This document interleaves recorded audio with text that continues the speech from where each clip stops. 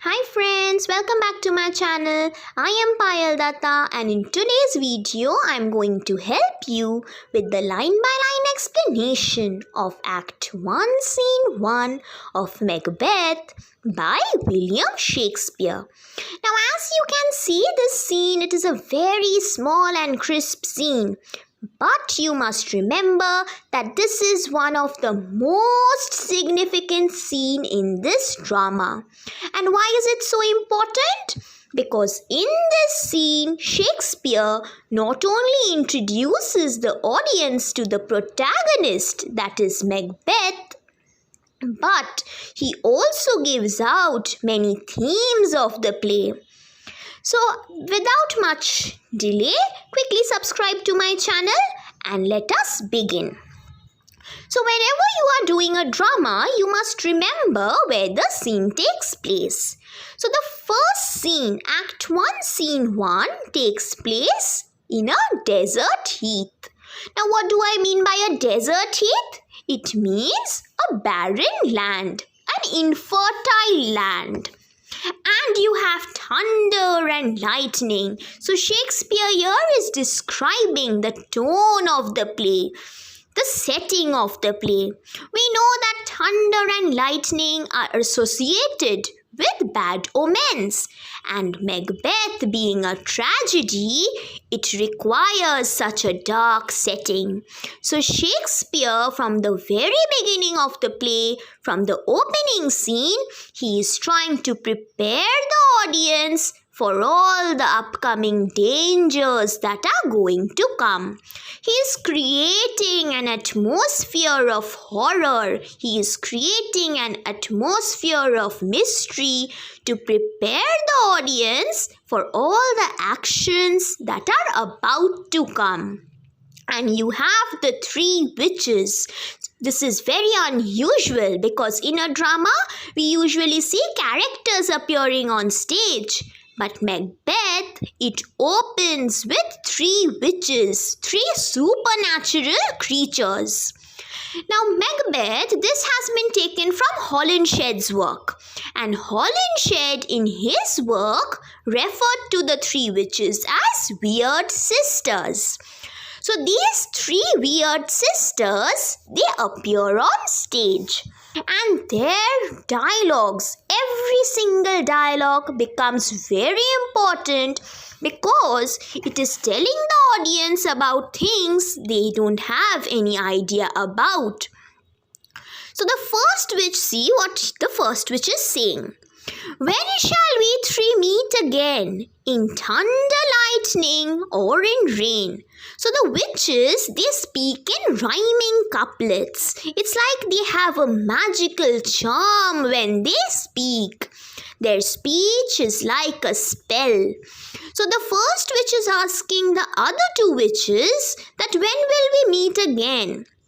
Now here I want you to mark that the witches, they can control the weather. So that is why the first witch is asking the other two witches that when we meet for the next time, do you want to meet in thunder, lightning or rain? Because we can control the weather. We can control the atmosphere.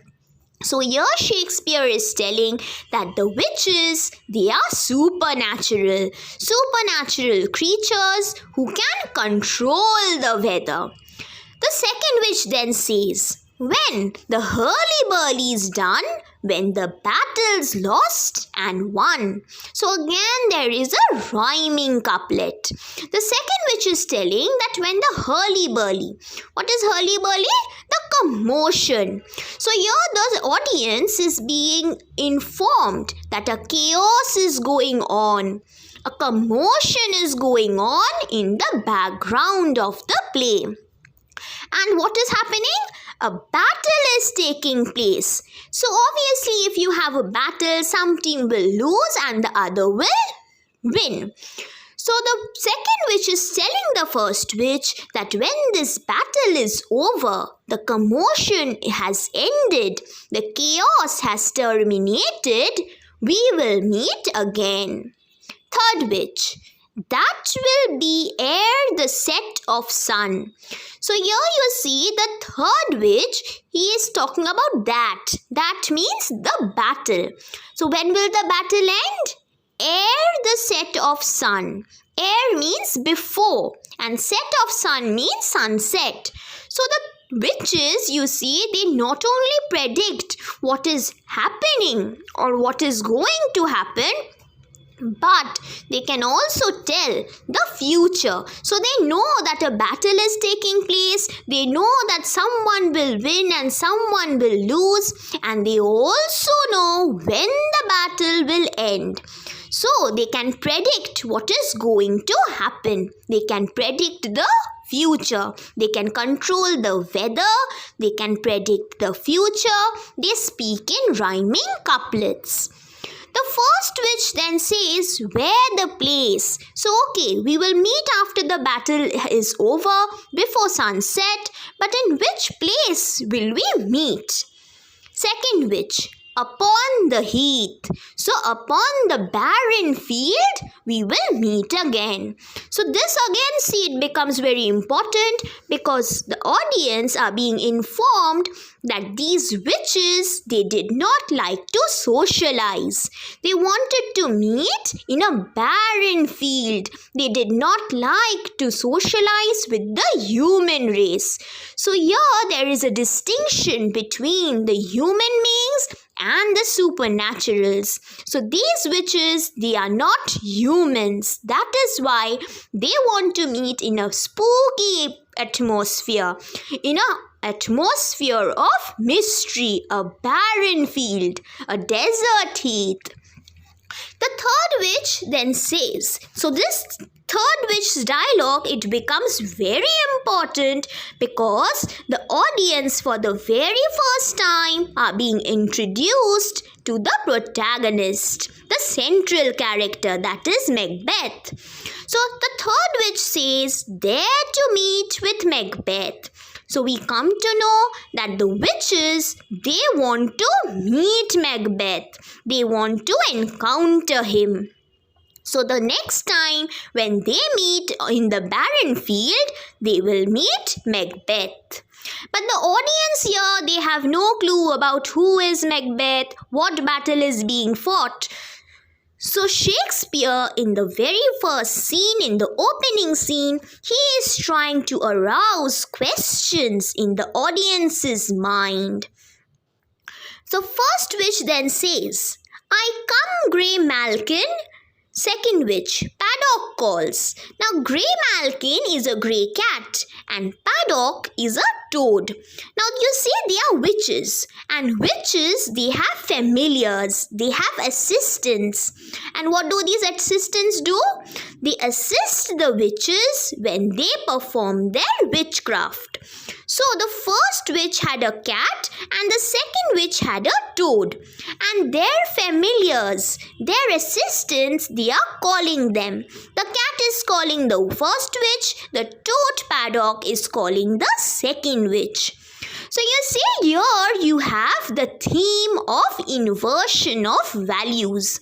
Because when we own a dog or we own a cat, we call our pets. But here what do we see? The pets are calling their masters. So there is an inversion of values. This is one of the themes of this drama. Then the third witch says, anon.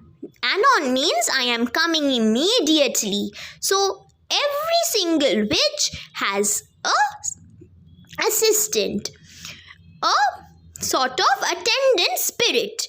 A cat, a toad, a third witch also has something, and so all their pets are calling them and they are being summoned by their pets, and so they say that yes, we are coming to you. And then all the three witches, they are saying, fair is foul, foul is fair, hover through the fog and fill the air. So here you see again there is an inversion of values, which is the theme of the play Macbeth. Fair is foul, meaning the good is bad and foul is fair. the bad is good. So we know that what is good and what is bad. But the witches, they are holding hands and they are singing that good is bad and bad is good. That is why you have an inversion of values taking place. Hover through the fog and fill the air. Like I told you before, these witches, they don't like to socialize. So that is why they want to hide themselves in the fog and fill the air. Shakespeare here is trying to show that they are supernatural creatures. They are something that contains some sort of horror and mystery. So to show that, he is using the atmosphere of filthy air, of dirty air, a fog, an illusion. So they will hover through the fog. Hover means to float, and fog, you see, it is very elusive. So these witches, they are like an illusion. They are supernatural, and so they decide to float in the fog, something that is like a mist. And they exit. All the three witches, they leave because in their next meeting, they have decided to meet upon the heath and meet Macbeth. So this scene, it becomes very important and significant because you have the setting of the play, that is thunder and lightning, which is creating the darkness of the tragedy. You have the three witches, the weird sisters, who are informing us that they can control the weather, they can predict the future. They are also informing the audience about the battle that is taking place and when the battle will end. They are also introducing the protagonist Macbeth to the audience, and they are proving that they do not like to socialize, and that is why they will meet in a barren field.